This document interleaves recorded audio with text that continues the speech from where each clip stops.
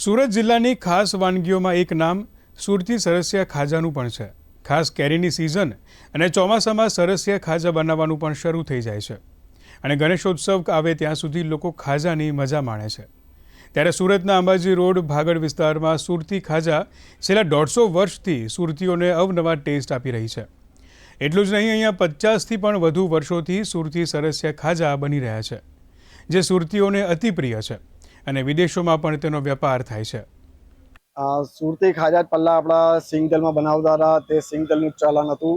હવે સાથે સાથે મીઠા ખાજા, મોળા ખાજા અને નાના બચ્ચાઓ માટે સ્પેશિયલ આપણે મેંગો ખાજા જે સ્વીટ રહે છે તેનો બી ક્રેઝ રહે છે ને પેકિંગમાં ઘણા ફેરફાર આવ્યા છે। સાથે સાથે અમુક આપણે સ્નેક્સ આપણા છે તેની બી ડિમાન્ડ સારી એવી રહે છે। મોન્સૂનમાં બધા જ આમ ફ્રેશ ખાજા બનાવે છે, ગરમ ખાજા વેચાય છે, ઓવરસ્ટોક કરતું નથી, પણ સારી એવી ડિમાન્ડ રહે છે।